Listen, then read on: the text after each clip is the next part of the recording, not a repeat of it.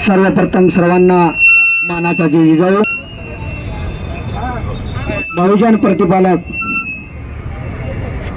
राजाधिराज महाराज छत्रपती शिवाजी महाराज, धर्मवीर छत्रपती संभाजी महाराज,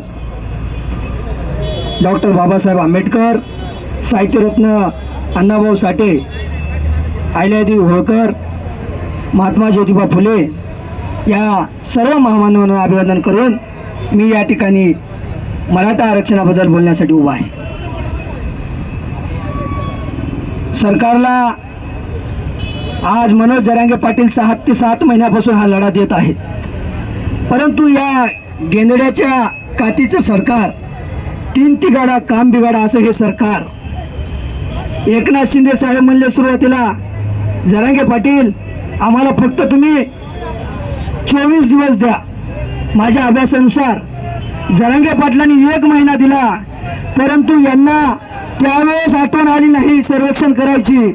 पण आता सर्वेक्षणाचं ढोंग करून आज जरांगे पाटील मुंबईला निघाले असताना सर्वेक्षणाचं ढोंग करून फक्त मराठ्यांच्या पोरांचं आणि आपल्या आरक्षणाचं यांना नुकसान करायचं आहे। यांना आरक्षण देण्यासाठी कुठली ज्या 1994ला मंडळ आयोगाच्या एका कमिशन नेमून एका ओळीचा जी.आर काढून इतर राहिलेल्या जाती तुम्ही ओबीसी मध्ये समाविष्ट केलात, आणि जेव्हा मराठ्याचा प्रश्न येईल त्यावेळेस तुम्ही म्हणता की तुमचं मागासले पण सिद्ध करावं लागतं।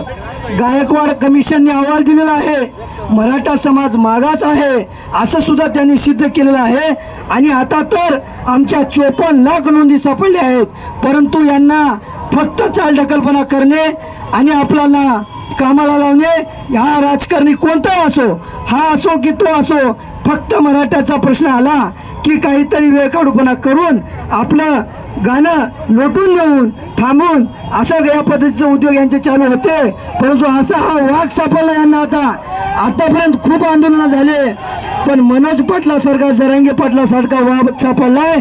आता कुठेही मॅनेजमेंट नाही आणि आडवं तिडवं जाऊन बोलायचे नाही, जे काय आहे ते रोकटोक भूमिका चौकात मांडायची अशी भूमिका सापडला हा वाघ। आता इथं वाकाय तयार नाही, तरी सुद्धा सरकार 6 महिने झाला वेळ काढूपणा करत आहे।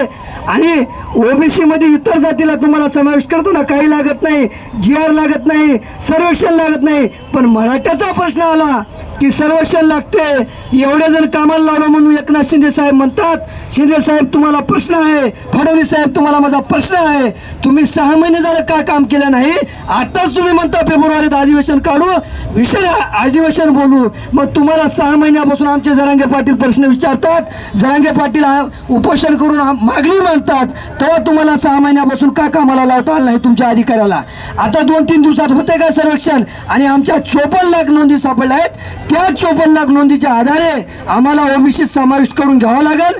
कारण आमचा जो भाऊबंद आहे, आमचा बांधव विदर्भातला बांधव, आमचे सगळे सोयरे, आमचे सोयरे विदर्भात कुणबी म्हणून ओबीसीच्या सर्व सवलती त्यांना आहेत, परंतु पश्चिम महाराष्ट्र असेल, मराठवाडा असेल, इथल्या मराठ्याला जर ओबीसीचा समावेश करायचा असेल तर या छगन भुजबळ साहेब म्हणतात की आमच्या ताटातलं देऊ नका। अरे विदर्भातले मराठी काय दुसरे आहेत, आणि पश्चिम महाराष्ट्रातले मराठवाड्यातले मराठी काय महाराष्ट्राच्या बाहेरून आलेले आहेत का? हे सांगा छगन भुजबळ साहेब।